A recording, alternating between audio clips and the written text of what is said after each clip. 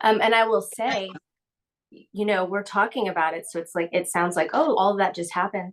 There were tears. There were moments of sitting, feeling unbelievable doubt, Mm, and I think we're all humans and we look at other people like, oh, they have it all together. They have it all figured out.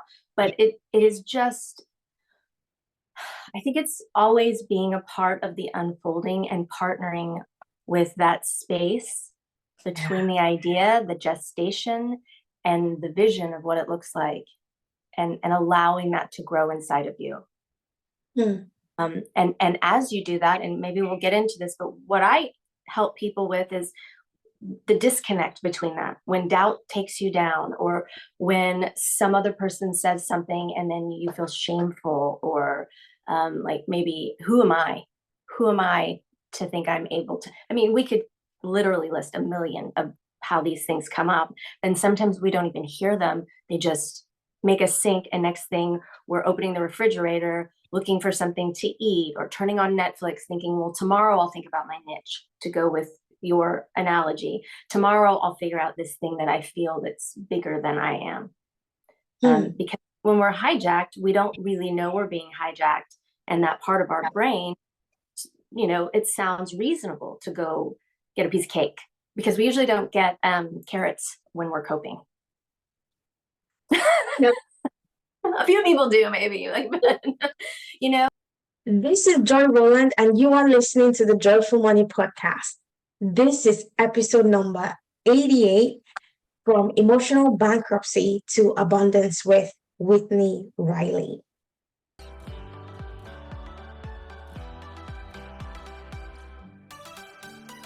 Welcome to Joyful Money, the podcast where we focus on making money the joyful way. We are done with the stress and anxiety that typically come with making money. We'll feature extraordinary and inspiring business owners who are making a huge impact by sharing their gifts and talents with the world. Pour yourself a cup of coffee or tea and let's go. Hello, everybody, and welcome to another episode of the Joyful Money Podcast. I am so excited for today's episode. I have a very special guest. My special guest is Whitney Riley. Welcome to the show, Whitney. Hi, thank you so much for having me. Awesome. So, why don't you start by introducing yourself and what you do? Well, I'm Whitney Riley, and I work as a transformational mentor. And I kind of came up with that title because what I do is at a crossroads, kind of between coaching. Some people think it looks like therapy, even though it is not. And basically, I help people become the captain of their own ship. And I've spent 25 years developing what works best by choosing the kind of less known path to transformation in relationships, money, weight, tremendous grief, health, and wellness.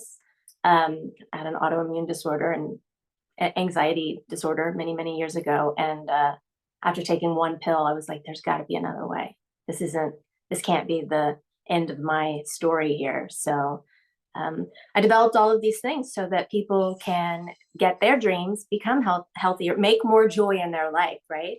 Because Mm, joyful money is attached to a joyful being. And yes. and and that is how we get in there and we clean out all the cobwebs and start flowing with joy before the money comes, and then quicker, faster, better money, love, and just feeling good inside your body. Mm, I love that. Now, before we talk about the a lesser known path you just described, can you tell us how was your journey like coming to this choice of becoming a transformational mentor? How did you choose this niche for yourself? It wasn't a straight path. Now that I'm Mm, doing it, I can link it back to being 2 years old. And it's like, of course, this is where I was going. But along the way, as many of us know, there are moments where we have to take a leap and we have choices that don't look like they make sense. And mine, in school, my first love was physics, and I thought I was going to be this crazy, subatomic particle physicist. And then after 4 years at university, I took a painting class and saw kind of like this whole trajectory of my life turn, and it made no sense. And I'd rejected art, even though I was like, everyone, you should be an artist. I rejected it because I'm going to cut my ear off, be penniless, be, crazy, even though I liked crazy scientists, crazy artists didn't sound so great for whatever reason. But I changed everything and I started over and got a painting degree. Anyway, and then I went back later for psychology, a PhD in clinical psychology, which after 1 year, I was like, this is not it. This is not it. Like, I don't want to, it's great. It is a wonderful and necessary field. But for me, I was in that lesser known path where it's like, I don't want to put people in boxes. I want to help people break free from the box. And at that point, I'd already started having those transformations for myself. Wow. And then it took a while longer to finally break into this many other adventures, entrepreneurial adventures. I was in the publishing industry, traveled all over the world, talking to incredible people, much like sitting here talking to you. And as you know, when we communicate, we inspire. We can shut people down, or we can inspire their next most wonderful moment. And many people did that, or the conversations did. So eventually I arrived here. Oh, wow. Wow, what a profound story. And I think what you just described is exactly how most entrepreneurs experience life. Like, you have this nudge inside of you for something more, and you keep searching. Like, we're always on this path of searching for what the answer is. And if you're lucky and blessed enough to be consistent in the search, you finally find what gives you peace. Like, it might be a business, might be a choice of service where you feel like, oh, this is what my purpose is on earth. So I like how you describe that story, because many of our listeners are maybe in that stage where they are trying to figure out, okay, so what's my business idea? What's my niche? I know I want to do a business, but I'm struggling with deciding which niche to choose. So I like how you describe that very much. Yeah. And I will say, we're talking about it, so it's like, it sounds like, oh, all of that just happened. There were tears, there were moments of sitting, feeling unbelievable doubt, and I think we're all humans, and we look at other people like, oh, they have it all together, they have it all figured out. But it is just, I think it's always being a part of the unfolding and partnering with that space between the idea, the gestation, and the vision of what it looks like, and allowing that to grow inside of you. And as you do that, and maybe we'll get into this, but what I help people with is the disconnect between that. When doubt takes you down, or when some other person says something and then you feel shameful, or like, maybe, who am I? Who am I to think I'm able to? I mean, we could literally list a million of how these things come up, and sometimes we don't even hear them. They just make us sink, and next thing, we're opening the refrigerator, looking for something to eat, or turning on Netflix thinking, well, tomorrow I'll think about my niche, to go with your analogy. Tomorrow I'll figure out this thing that I feel that's bigger than I am. Because when we're hijacked, we don't really know we're being hijacked. And that part of our brain, it sounds reasonable to go get a piece of cake, because we usually don't get carrots when we're coping. Yep. A few people do, maybe, like, and it seems reasonable because we're hijacked. We're not in our prefrontal cortex. So let's talk about this lesser known path you just described, and let's talk about your work and how you help your clients achieve the transformation that they want. Like, I want us to explore your unique way of helping your clients see and travel down that lesser known path. Okay. There was this great group in New York I worked with, and I think this is maybe a shorthand because it's a lot of information, right? But what we did was a simple exercise, and your listeners might want to take note. And this is a great exercise. It's called Foursquare. And you start in the first quadrant and you write what I want, and then all the reasons for what I want. Then you move to the second quadrant and you write all the reasons I'm afraid to get what I want. The third quadrant would be why I want to stay where I am. And the fourth quadrant is why I am afraid to stay where I am. This exercise, it can be extremely grounding, because the mind, which we give so much power to as something that we can't control, like going to get the cake or the chips or the whatever, or just distracting ourselves with daydreams, or staying in the planning phase. However the brain, it takes us on a ride and we think that's who we are, but the brain is more like a hand or a foot. It is here to serve you. But because we've given it the responsibility of being who we are, it is all over the place. It is literally all over the place. So by doing this, you basically have a map of how your brain stores opposites and keeps you stuck. And you will see the bigger fear of maybe the big one. When I worked with this group in New York, a lovely group of ladies, they range from probably mid to late 20s up until, I don't know, maybe 50. So it was a large range of people that were all kind of moving towards this entrepreneurial lifestyle and this sense of living with purpose, and also peeling away from certain ideologies that define their lives that they wanted to just freedom from. And that was kind of the group. Almost everybody had this fear of being seen. And the stories were, well, my dad yelled at me. So in my childhood, I traded being seen for safety. So if you made that trade when you were 1-year-old, 2-year-old, 5-year-old, whenever, and then develop this new sense of self that's super sneaky, you're still playing that pattern in the background for survival, and that pattern now fights against you. And that we sit and we're like trying to cut this part of ourselves out, condemning ourselves. That part needs you to go rescue it and bring it into the current reality. Like you show yourself and go, hey, look, you kept me safe, but now I'm all grown up and I didn't know I was fighting against you.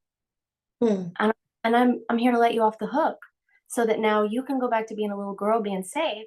And I know how to keep you safe and reparent basically you in that way. So that compulsion to stay hidden, even though we want to shine, all of a sudden is resolved. And now you get to work in the present moment in whatever way. And these are words. It is so powerful. Yeah. It looks like a miracle every single time I work with people. It is amazing. No more white knuckling it. Yeah, no more white knuckling it. So then, oh gosh, I love this so much. So it's the fear of being seen.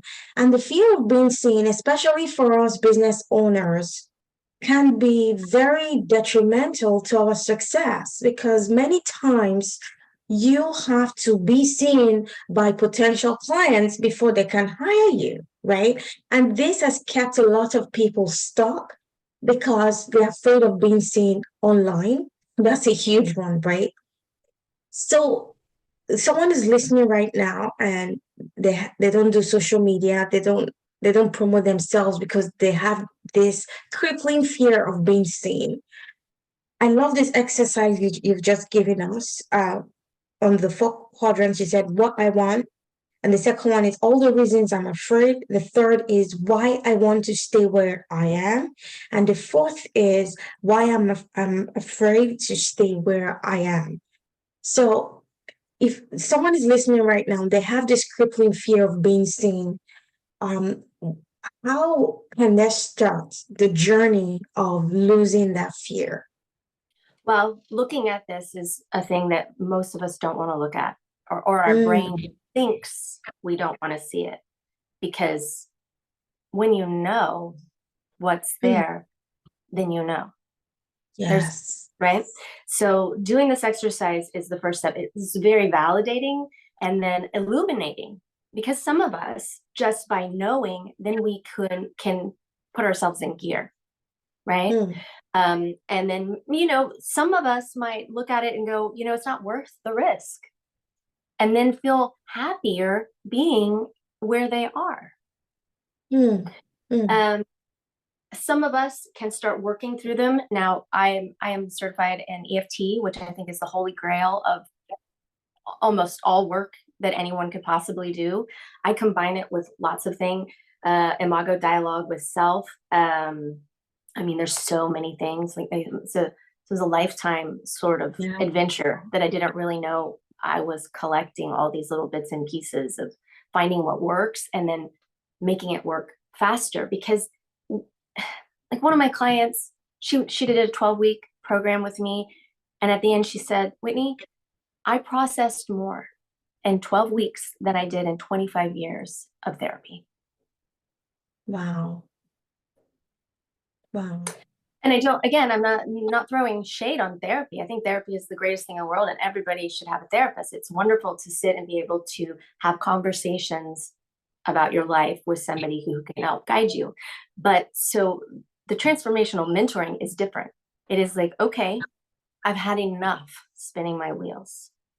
I'm Mm. ready to let go of the stories that make me feel like I need to hide, that I Mm. need to fight for approval and keep burning my business down and starting over so I can have this emotional cycle that happened because my alcoholic father never turned and looked at me. Or, I carry this guilt about my mother and I need my father's approval so badly, even though the whole world wants to hire me. I'm so able to serve. Because my father doesn't turn to what I produce and say it's great, I stay stuck.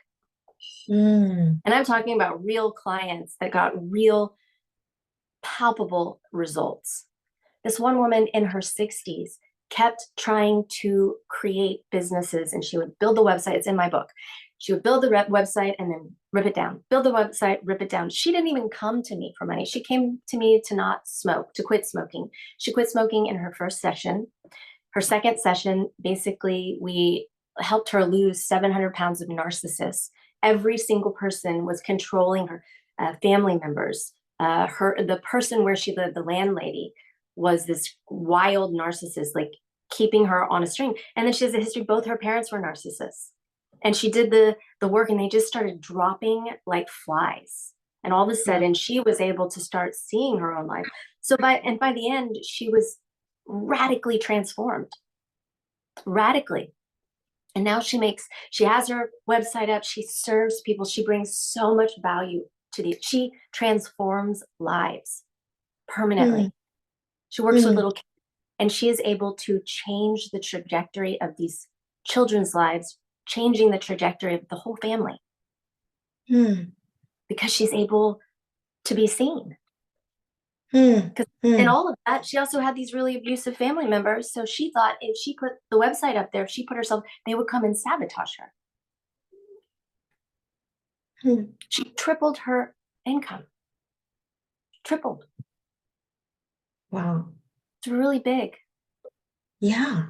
How I'm so fascinated by what you just said. She quit smoking in one session. How did that work? Actually, it probably is the scariest session I've ever had in my life. And it was a long time ago. And I still talk to her today. And she's like, "Whitney, I just love my life." I know it's abstract and it doesn't help people choose to do this work. But when I think about doing this work, I don't doubt myself anymore. I love my life. I'm able to just trust myself and love my life. But in that first session, we went in and like we partner with the body, right? Because the brain keeps us in survival mode just up here. And so we start to partner with the body. And she went into this place. She had survived cancer 20 years before. And basically she had her eyes closed and she was like, I just woke up the beast. I can't remember exactly what it was, but I was like, oh my God, what have I done? I was like, this is so scary. Anytime the C word comes up, and she was just so filled with her own fear of looking at the cancer coming back. Mm. And then quickly it was about this feeling that her body had betrayed her. And then the stuffing it down. It's like, well, if I'm going to die, I'm going to control it. Mm. So smoking was this way to control not feeling the fear and feeling more powerful than some random diagnosis taking her down. Yeah. Wow. And so, Wow. when one session we were able to, and then at the end she goes, I feel like my whole body is hugging me back, like we're back in love with each other. Mm. She just quit smoking. Wow. I'm sure many people are being blessed and inspired by what you're sharing, and I'm so excited about doing this episode. Now, I want you to talk a little bit about emotional bankruptcy and how we can get back in touch with our emotions so that we can create the wealth and abundance we truly want. So the wonderful thing about emotions is that we all have them. And the thing that links all parts of our lives is through our thoughts and emotions. And what comes first, the thought or the emotion? It's kind of the chicken or the egg, right? Because the thought fuels the next emotion, which fuels the next thought. So we can get stuck in these loops. I'm not good enough. I'm not pretty enough. I'm not young enough. I'm not old enough.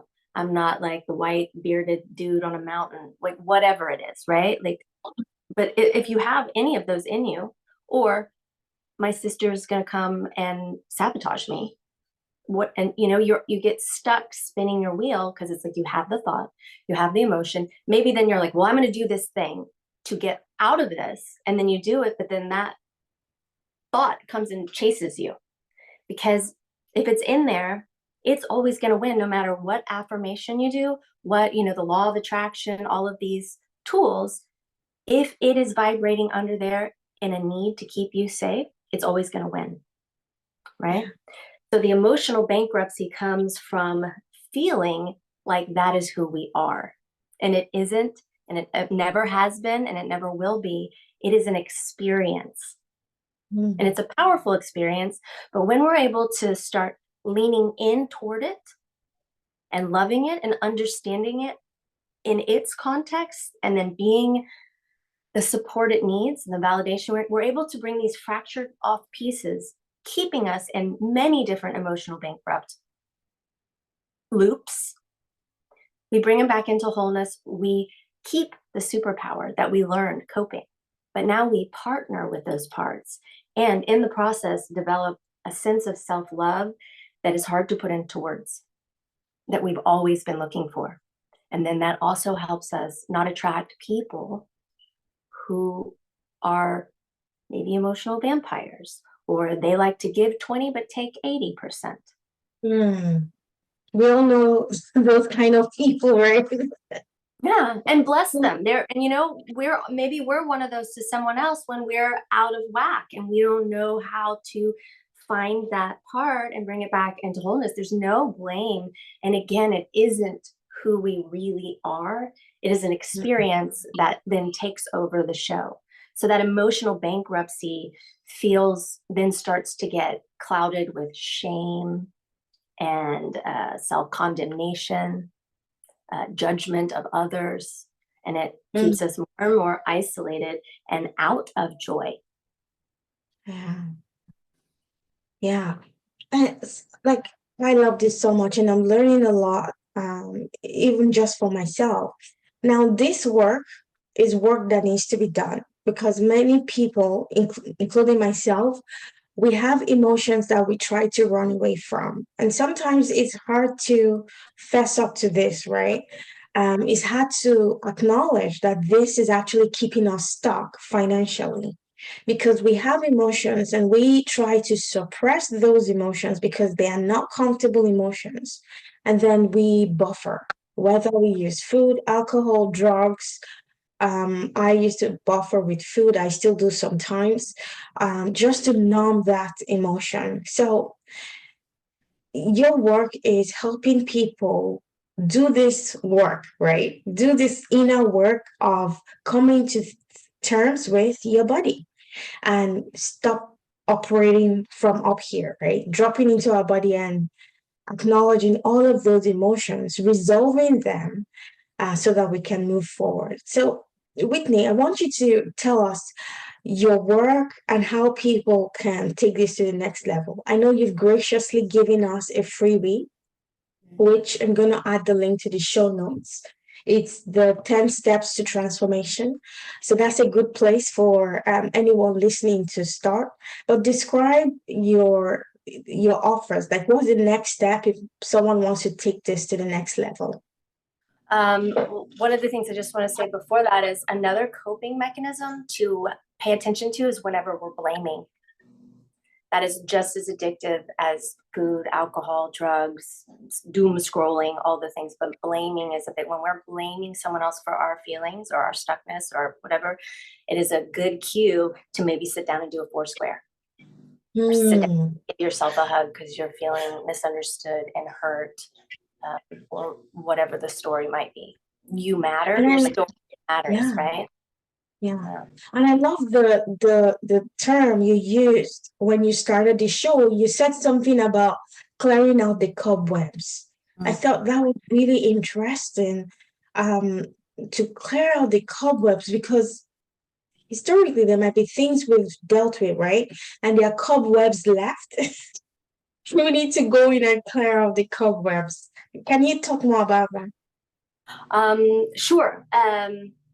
Basically, like, imagine dark little places in your attic or under the basement or in an old chest where maybe some stuff is in there and we just kind of put it out of the way. Well, a lot of those parts that are trying to save us are in those dusty old places filled with cobwebs. It's scary, it's gross, you don't want to go in there. But when you go in through the emotions, you clean it all out and then you bring light to the darkest places in your being.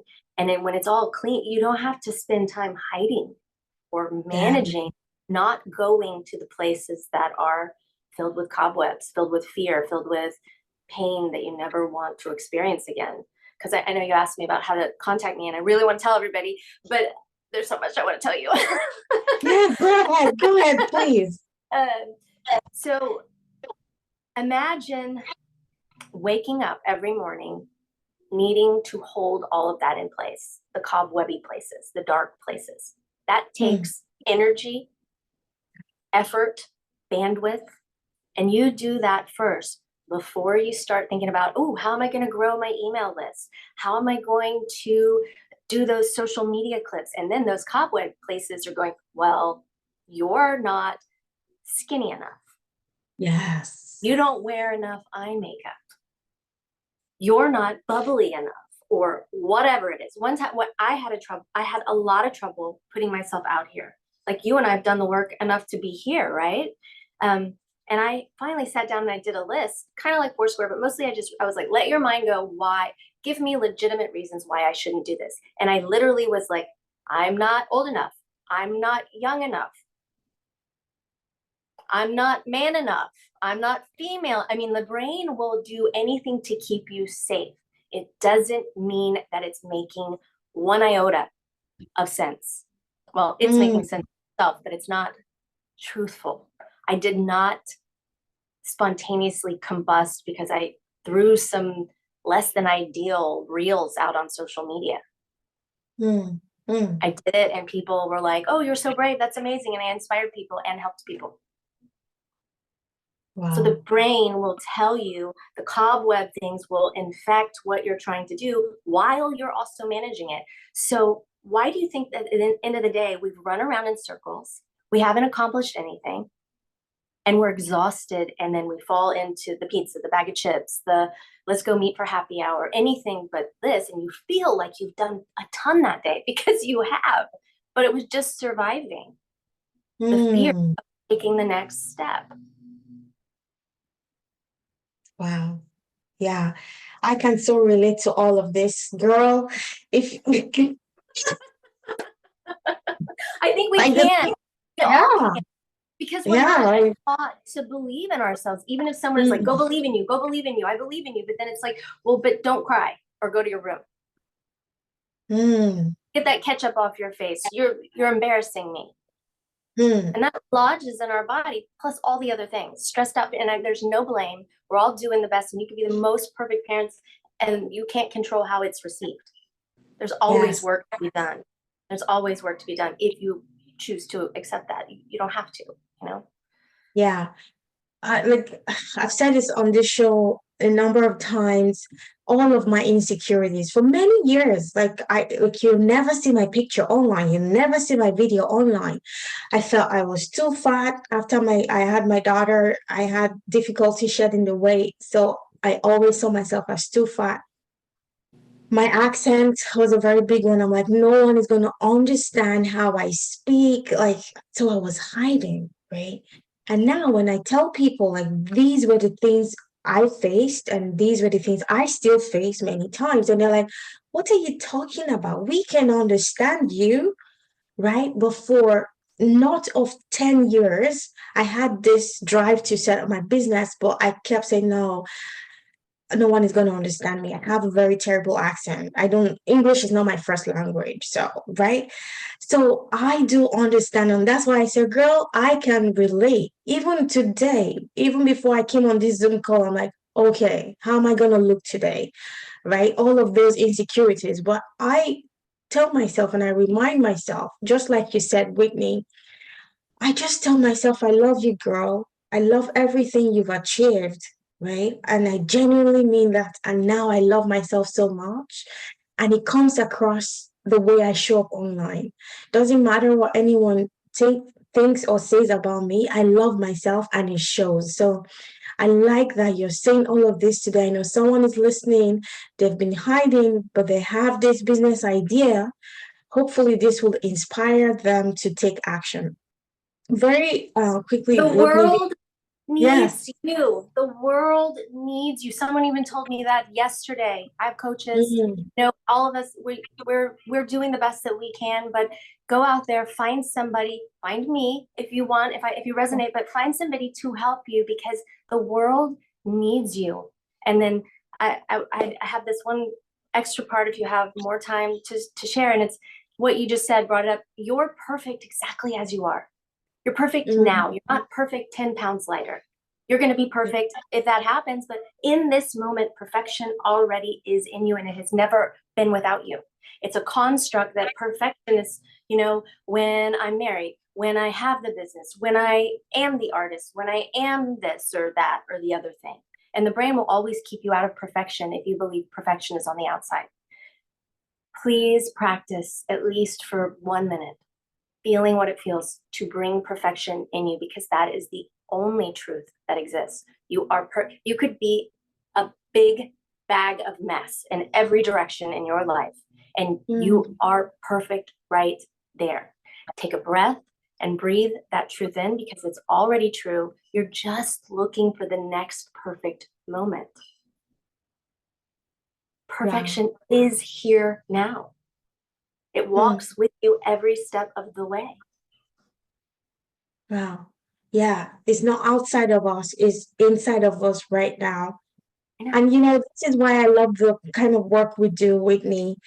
So imagine if you didn't do the work you did, right? Imagine that lady who stopped smoking and now she helps kids, right? And she's been able to come out of her shell to do all of this work that she's doing in the world right now, right? So imagine if you allowed your insecurities to keep you playing small and you didn't show up to serve that woman who has now gone ahead to be the best version of herself and now she's making an impact in the world, right? So many times I encourage women, especially when you think of your insecurities, just think of the people you are depriving of your genius, right? Yeah. And hopefully that will motivate people to say, okay, the vision is bigger than myself. I will just come out and serve. So I love that you did the work you did. And that woman, she quit smoking, she transformed her life, and she's been able to do all of these amazing things. Now, I want you to tell us some of the other clients you have helped. who have experienced some financial breakthroughs? Quickly, there was one woman who, I think I mentioned this, that her need for her father's approval kind of kept her from moving forward in her business. She was a high earning executive at a firm, quit in order for to start her own consultancy firm. And she basically had spent down her money, was attracting partners that were definitely, I give 20, I take 80, and I'm going to put you down constantly. Mm. And she was this tall, gorgeous woman from Africa with a lovely accent, beautiful accent. Like accents are amazing. I love accents. And after I think it was the first session, and her big goal working, I always ask somebody what their big goal is before they start the 12 weeks with me. And she was like, I need to get a client on retainer for $10,000 a month. After our first session, she came back and she's like, Whitney, I landed a client on retainer for $10,000 a month for doing 2 hours of work a week. What? Yeah. Another one, a guy who basically was in the room, but he had a belief that he wasn't appreciated. I can't remember. This was one of my oldest clients. He ended up like funding research projects for me to do this kind of big results work. We worked together. He wanted to double his income. We finally got there, and I just said, hey, you want to double it again? And he lost his mind, screamed at me, nothing is ever enough, blah, blah, blah, blah, blah. And I'm sitting there like, and then all of a sudden we both started laughing because clearly that was some triggered response. And within 3 months, he doubled his income again. And shortly thereafter, is earning 7 times his original amount. Wow. Another woman who basically lived in chronic frustration, super servy, like did all this stuff, taught, managed, took care of her elderly mother, agreed to do property management for the estate and did all of this. She just was always burnt out basically and thought there was no other way, and kind of found me in a side, like was very skeptical and cynical. Basically, short story is we negotiated. She got paid twice as much for what she was doing for almost nothing, and negotiated back pay that she had agreed to do for free for $260,000 and got it easily. And now is just living again. It's this when you can trust yourself. And she's also a writer, and she writes back and she's like, Whitney, it's still unfolding. She goes, when I edit my work, I realize I used to edit it for approval from other people, and now I edit it for who I am and what my voice is, and it's amazing. Just like there are no words I can tell you about how this feels. And it's like, you don't know what being a mom's like until you're a mom, right? You can imagine it, but there are no words once you're just like, and people that they're either haven't had children or maybe they're pregnant and they're saying all this stuff and you're just like, wait till you get to this side. It's similar. It's very hard to know what it's like to not be imprisoned by the things that constantly keep you on marionette strings that you think are you, but they aren't. I don't know if that I go off on these tangents, but there are countless others that a person came to me with grief and ended up opening a side business, and like they're never been more wealthy in their life. So it doesn't have to be direct, like because your thoughts and emotions are connected to all aspects of your life. And when you love yourself and naturally have self-confidence, changes everything. Yes. I love this so much. Like, I think I can go on for another hour. So I think maybe we'll do it again. So, yeah, we don't have to do it again. So Whitney, before I let you go, tell audience how they can take this to the next level. Okay. If you want to just dip your toe in the water, there's a book that I just came out with this year. It's called Make Everything Easier. Get What You Want by Healing Hidden Resistance. It's on Amazon or it's on my website, which is, I think you're going to link it, but startyyourbetterlife.com. That's also where you can go and get the 10 steps for transformation. It'll just, you put in your email, it sends directly to you. You can fill out the contact there if you'd like to chat more. And if you feel like drawn to do the work, just reach out and we can start talking about what that looks like for you. Wow. So, listeners, don't worry. I'm going to have all of those links in the show notes if you're listening on Apple Podcasts, and on YouTube, it's going to be in the description. I'll also add Whitney's website as well as her Instagram, so you can go connect with Whitney. Whitney, before you go, finally, can you tell us any last words you have for our listeners today? Yes. You need you. You need you. You're important. You matter. If there is the spark of an idea, it might be yours to do, and the world needs you. The creative force doesn't make a mistake. You're perfect the way you are. And instead of always looking for someone else to tell you that you matter, or, I mean, that always feels good and it's great. But when you bring that in and you learn to know that you need you, all of that is just extra. And when the people that don't agree with you, that's okay. It's actually like, thank you for rejecting me, so I don't have to waste my time there. Mm. Mm. I don't know. Wow, Does that help? yes, this has been a huge blessing for me, particularly. I've learned a lot, and I cannot wait for this episode to air because I'll go back and re-listen. It's been a joy and a privilege having you on the show. We'll definitely have you back because there's a lot more we can explore with Whitney. Thank you so much for gracing us with your presence today, Whitney. Thank you for showing up for yourself so that we could share this time together. So.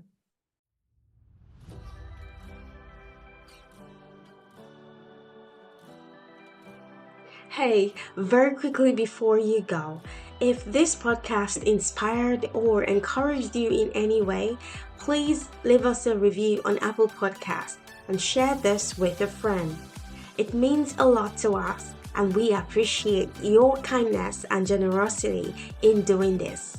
We'll see you back here on the next episode. Bye-bye.